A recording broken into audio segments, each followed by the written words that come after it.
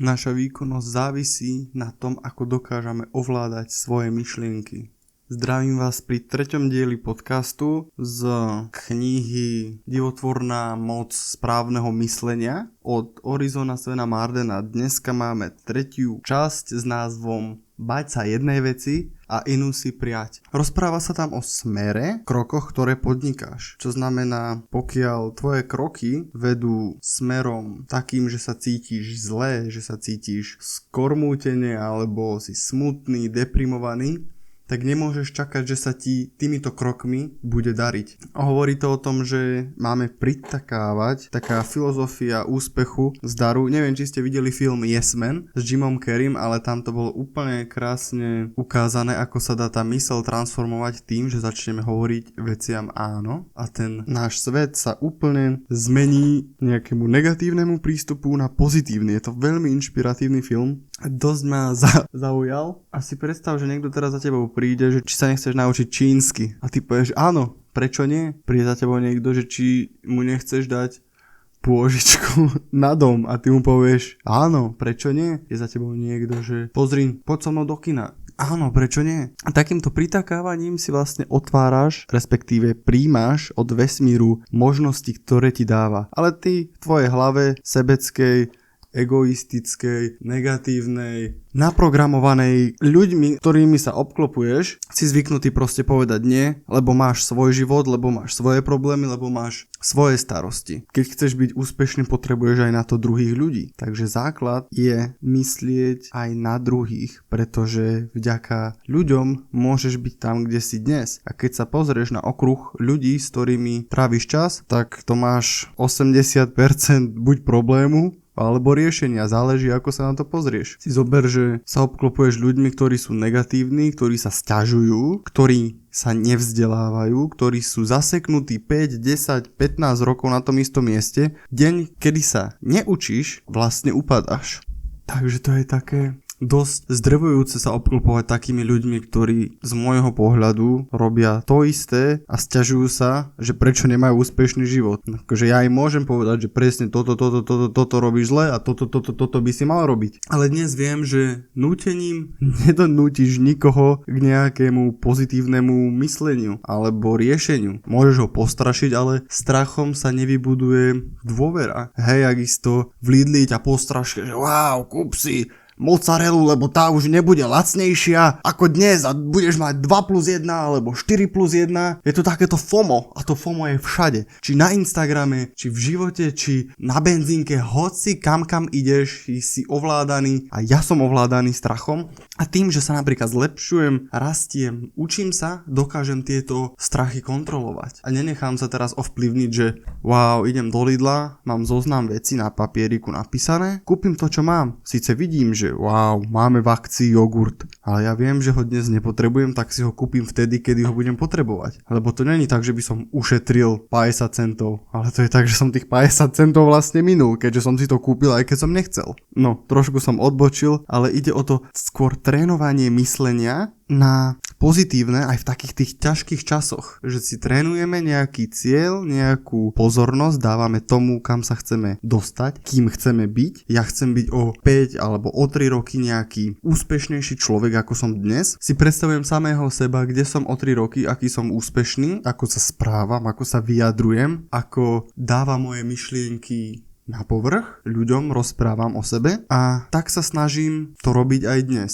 Samozrejme, tým, že niečo robím, sa zlepšujem a ja viem, že sa mám kde zlepšovať. Ako keby si prišiel za niekým a povedal by si mu, že radšej nebudem hovoriť nič, pretože je to zase dosť také útočné, ale predstavme si jablko. Ty kokos, to by som povedal ešte k tomu priemeru tých 5 ľudí. Predstav si jedno zrelé jablko medzi 4 jablkami, ktoré hnijú. Si myslíte, že to jedno jablko zrazu očaruje tie ostatné? Alebo skôr tie 4 hnilé jablká zničia to jedno krásne, zrelé jablčko medzi nimi. A takto to je aj medzi ľuďmi. Máš hnilé jablka, ktoré treba odstrihávať zo života a smerovať tým správnym smerom k tomu, kam chceš byť. Možno je tvojim snom pracovať v nejakej fabrike, robiť trojsmenku za takých a takých podmienok. Možno je tvojim snom sa obklopovať takými ľuďmi. Možno je to tvoja náplň života a tvoj zmysel. Neviem, ale ja osobne mám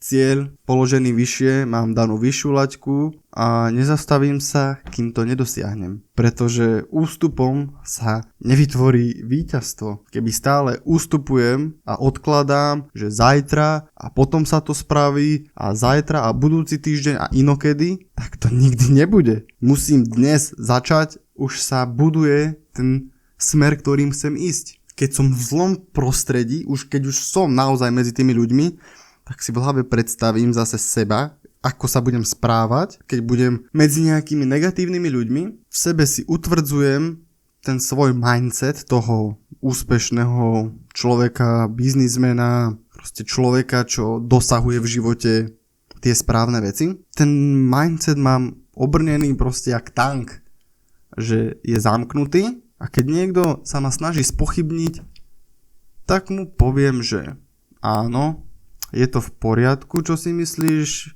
Viem, že... Poviem presný príklad. Povieš Starke, dá sa zarábať aj cez počítač a že si dokážeš zarobiť na živobytie, že nemusíš ťažko pracovať, aby si sa uživil. A oni ti povedia, tomu neverím, to sa nedá, to je nemožné. A pritom mi pred 5 rokmi hovorili, choď študovať počítače, budeš sa tým živiť z domu a tak. A dnes, keď sa tým človek živí, tak mu ľudia neveria. Tuto vidím krásne na tomto, že dosahujem tie veci, ktoré som kedysi chcel a ostatní ľudia ti povedia, že sa to nedá. Ale oni ti to povedia zo svojho, lebo oni nedosiahli tie svoje sny a ciele. Lebo si ich nechali zobrať niekým iným a pokladajú, druhých za nejakých slabších, alebo že to nedokážu, ale pritom oni sami niečo nedokázali. A toto ma mrzí dosť, že sme v takomto kruhu, kolobehu a na to som neprišiel, že prečo tak ľudia majú, že hovoria, ale skutek jak si utek. Nájsť mindset, ktorý chceš mať, obrniť ho úplne, sám sebe tvrdieť, presviečať sa a veriť a vizualizovať, až sa tým jedného dňa staneš. Fake it till you make it. That's it. Chápeš? Keď sa nejakej veci bojím, ja dnes mám strach komunikovať ešte nejak extra s ľuďmi, ale už je to mnohonásobne menší strach, ako to bolo pred pol rokom. Ja som pred pol rokom bol zhrbený, nevedel som sa ľuďom pozrieť do očí, nie to ich pozdraviť. Dnes chodím vysretý, s úsmevom na tvári a pracujem na očnom kontakte. Kedysi som udržal, ani som sa do očí nepozrel. Dnes sa pozriem, ale stále je to taká, že sekunda, dve a už sa pozerám dole, lebo neviem, pracujem na tom, hej. Ale baví ma to, som do toho zažratý. Vždy, keď vidím tú možnosť a vidím tam ten strach a už začína hlava šrotovať, že Matej, počúvaj, vidíš toho človeka, že nemôžeš sa mu pozrieť do tváre alebo ho nepozdrav, lebo čo ak si on o tebe bude myslieť, a vtedy si poviem, že stop. Je ticho v hlave a pozdravím toho človeka, usmejem sa na ňo, jak keby som ho videl ako psa. Ako keď vidíš psa, si celý šťastný a tam sa chcem dostať. Chcem mať a pracujem na tomto mindsete psa v úvodzovkách, hej, čo sa týka ľudí, že keď niekoho vidíš, tak si taký šťastný, ako keď teba vidí pes. Krúti chvostom, je šťastný, lebo na psa sa nedokážeš hnevať. Povedz mi, ako sa dokážeš na psa hnevať, keď ho vidíš.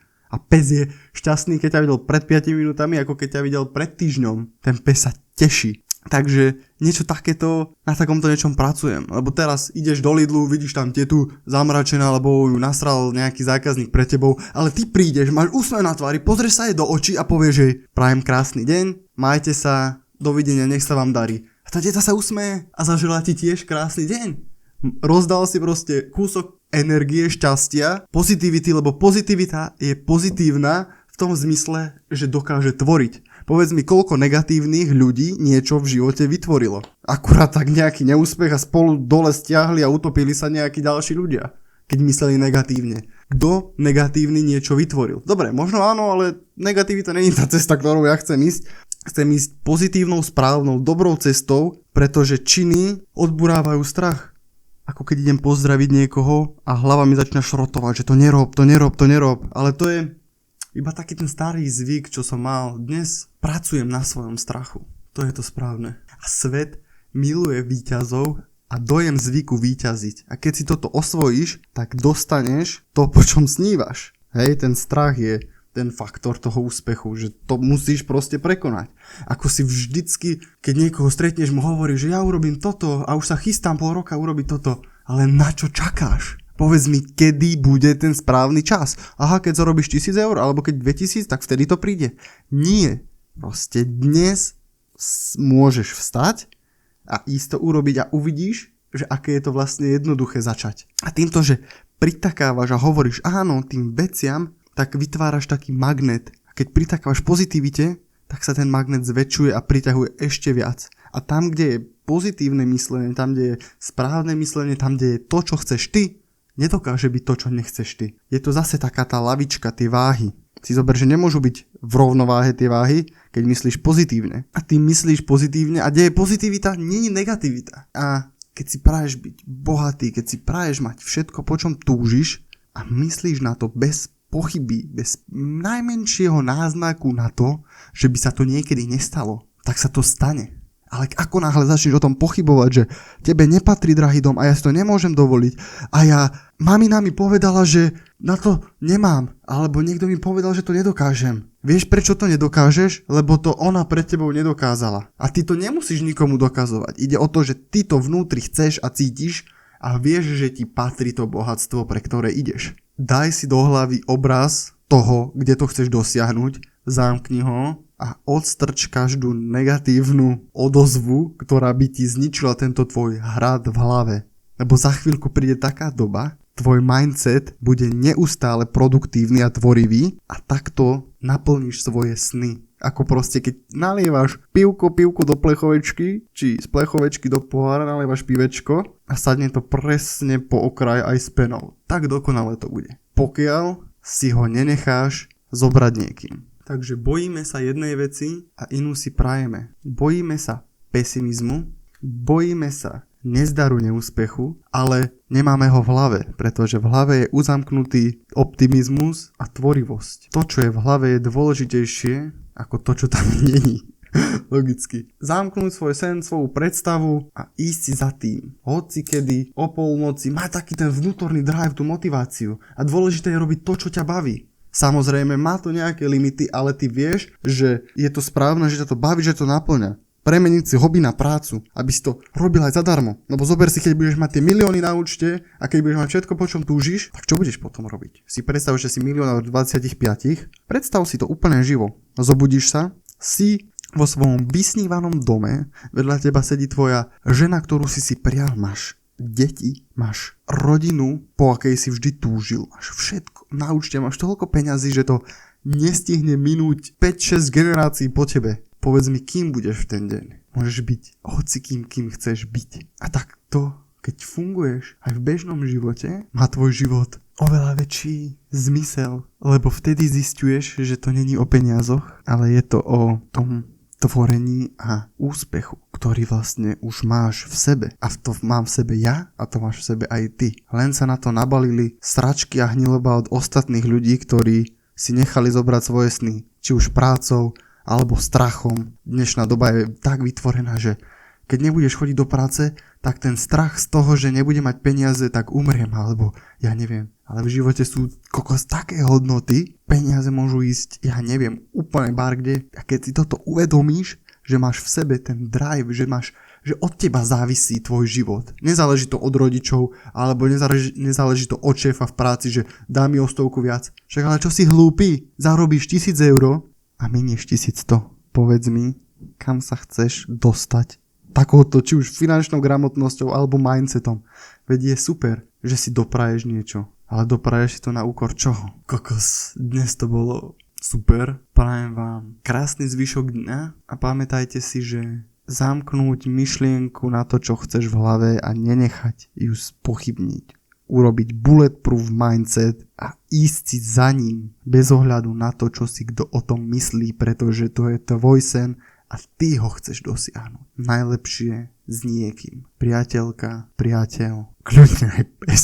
Nájdi si niekoho, kto bude s tebou zdieľať tie tvoje myšlienky. A keď niekoho nemáš, napíš mne a spolu dôjdeme ďaleko. Takže krásny deň a užívajte si život ako najlepšie viete, pretože v tom je čaro úspechu.